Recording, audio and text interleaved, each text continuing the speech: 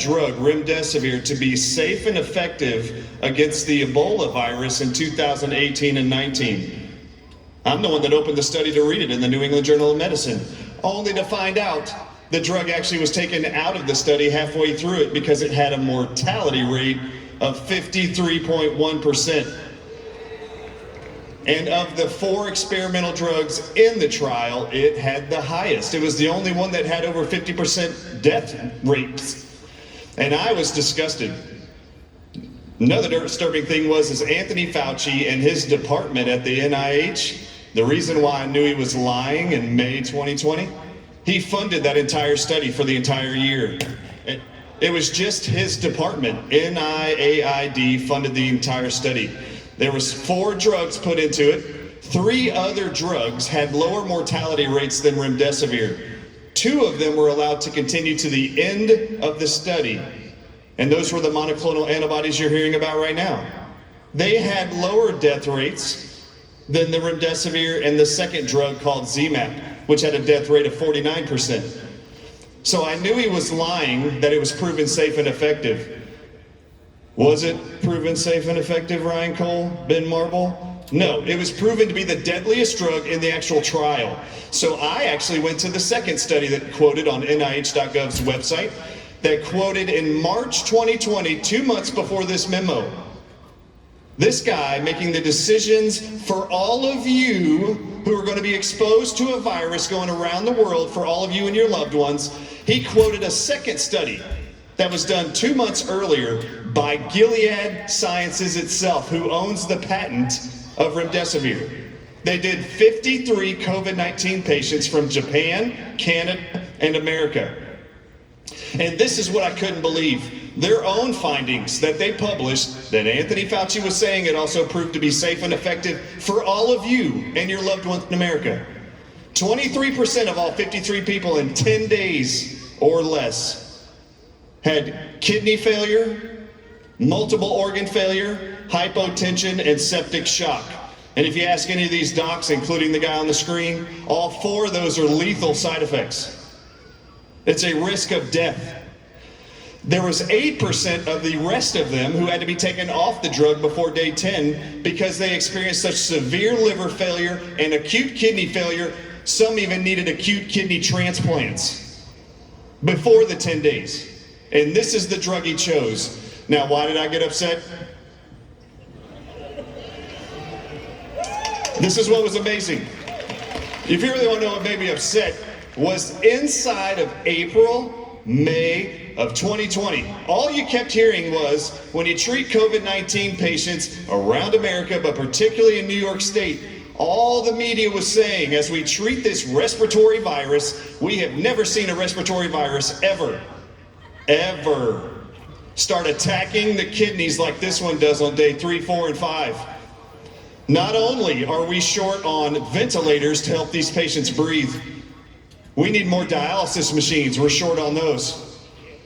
Okay, I'm gonna actually hand the mic to Ryan Cole. If someone can't breathe and they're producing mucus in their lungs, I want you to tell them what's advantageous or beneficial when you shut down the kidneys and the liver within 3 to 5 days with a drug. I want you to tell us how beneficial that is to someone who can't breathe. It plugs up your lungs with water. Oh, what's that called? Well, Okay, hold it. They say the non-medical term is drowning them to death. Okay, that's actually called pulmonary edema. If you mix mucus you're producing from a cytokine storm in your lungs, anybody in here want to raise your hand and think it's a good idea to add water in your lungs? I'm not sure you can breathe through that, but this is why you have the requirement for a vent to then go force air into lungs that have no room for air. You're being drowned to death. Now, in May 2020, I was so furious that I knew the medical doctors were reporting ethically and honestly that they had never seen a respiratory virus cause acute kidney failure like this one. Yeah, that's true. They never had. They also were being forced to use a drug that had never in the history of mankind been FDA approved or proven safe or effective for anyone. And they were being forced to use that under mandate guidance from the NIH. and they were being threatened with their license if they didn't use it in their hospitals. Now, fast forward here, and I said it in May 2020. When I started going to the media, I said this is going to be Anthony's greatest genocide. And I will stand here today, a year and a half later, and I will say this. He is the greatest American serial killer in history.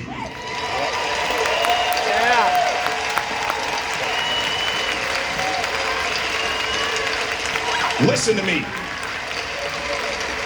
In 17 months, you have had loved ones, you have had individuals who can't breathe. They're being told to go to ICUs late. Don't do early treatment like Dr. McCullough produced and put together with Dr. Ben Marble. Don't do early treatment. Stay home and get sick, and then come into the hospitals where you're only going to be given one drug to shut down your kidneys and drown you. That's what was going on. To this day, any of you sitting here, anybody watching this at home, all of us proud United States of American citizens, how is it we can still tolerate? We are now at 720,000 dead treated COVID-19 patients. We have more deaths in this country from COVID-19 than any other country in the entire world. Do you want to know what they all have in common? Anthony Fauci is telling all of our hospitals what to do. The hospitals are then passing down restrictions and saying, you cannot maintain your job or your license, or you're fired if you don't poison these people to death for us. Now, listen, this even gets worse. It's gotten worse over this last month for me. You guys are being told, you're being lied to, all of you. About 3 weeks ago, I came across a document on the NIH.gov's website. I get thousands of emails every week. Dr. Ardis, please, patient advocate for me. I need you to get my loved one off of remdesivir and off this vent.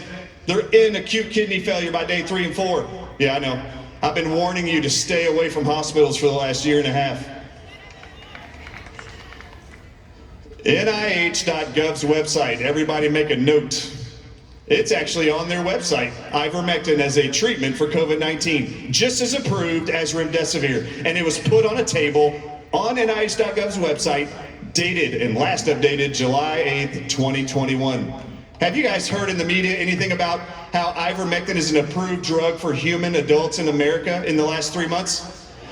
It's on the NIH.gov's website. Go to NIH.gov on any Google search, DuckDuckGo, I don't care. I looked it up this morning, still works. NIH.gov, table 2E. In fact, that's probably the only thing you have to type in.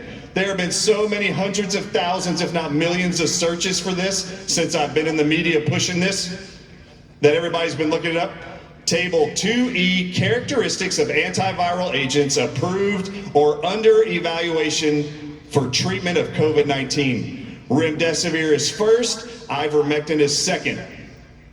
If you don't find it, video this and tell your loved ones in hospitals and the doctors attending them. The dose on there, Dr. Ardis is quoting, it's 0.2 to 0.6 milligrams per kilogram of body weight for 5 days straight. You know, it's amazing. Next to ivermectin, they have a list. Next to the dose, there's a column that says serious adverse events.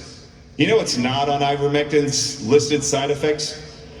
No kidney failure, no liver failure. But if you go up to remdesivir, in the serious adverse events, it's an entire page and a half. Acute liver failure is listed. It says ALT, AST elevations. And I'm just going to let you know, France was so disturbed by giving remdesivir to 5 patients in September 2020. Within 3 to 5 days, ALT and AST, which is liver failure enzymes, they went up 3 to 5 times normal, and they pulled them off the drug because they were going into acute liver failure. I find this criminal, and maybe this pathologist does too. They actually have listed on the NIH.gov's website that they're allowing Americans who are treated with remdesivir to have ALT and AST numbers up to 10 times normal. It's on the chart. And then it lists 3 times the word severe acute renal failure next to remdesivir. So everybody needs to know you have that chart. They're lying to you. By the way, the title of the chart doesn't say approved COVID-19 treatment for horses. The NIH is not a veterinarian association. They don't oversee veterinarian care. This is adults listed humans in America. Second thing you need to know, it gets even worse for me. If you haven't seen this lately, I've been turning it over to senators, letting them know. The CMS, your Medicare and Medicaid services, even here in Florida, all around this country, have sent out a memo to all hospitals that if they'll just choose remdesivir over any other drug treatment, they'll give them a 20% bonus payout on top of the drug treatment. They are actually bribing. CMS is actually bribing hospitals to poison your loved ones to death. Those who are in Medicare, 65 years and older. They are paying out a total of $2,300 plus per 5-day treatment for remdesivir. And they're adding 20% on top of that. I don't know if you know this, but the CMS for our nation, Medicare, this year alone from 2020, January 1st till now of 2021. In this year so far, CMS has paid out 142,000 prescriptions to Medicare patients for ivermectin. 142,000. It's a record since 2018. We have the 2018, 2019, 2020, and this year alone. Do you know what the average daily payout for their prescription was? $24. Now, NIH says it's 5 days on their chart of ivermectin. 24 times 5 is less than $125. Medicare, however, they're okay paying that $24, but that's not what they want to do. They want hospitals to pick a drug that costs $2,300, proven to cause acute kidney failure and liver failure in 30% of everyone you give it to. The statistics are those treated with remdesivir, Medicare aged in this country right now, it's 26.9% of all of them die in the Medicare group. We've already got the CMS data. I am not okay, and I've told everyone, and I will warn all of you now. If you end up feeling like you need to be in a hospital, even after you've tried McCullough's early treatment, Ben Marble's myfreedoctor.com, you got resources. If you feel like you still need to go, you make sure you have that NIH chart with you, and when the doctor says we're only doing remdesivir, ivermectin's not approved, you hand them the chart and say, don't lie to me. And then you print and take with you the CMS database 20% bonus payout chart and memo with the codes they're telling hospitals to use to get that 20% added bonus to poison you with that drug instead of ivermectin. Print that out and then hand that to them and say, my loved one's life or my own is not for sale.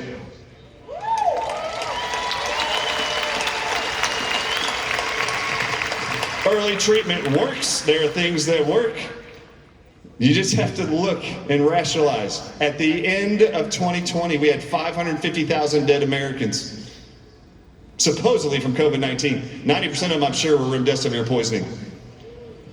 But the rest of the world only had 1.7 million. That means we had 25% of all the deaths of the entire world, but we're only 4.5% of the entire world's population. Stay away from remdesivir. Don't go in hospitals. They're going to criminally kidnap your loved one, not let you have access. Then they're going to poison them to death with remdesivir. And if you don't remember how to say it, remdesivir is pronounced, your death is near. Okay.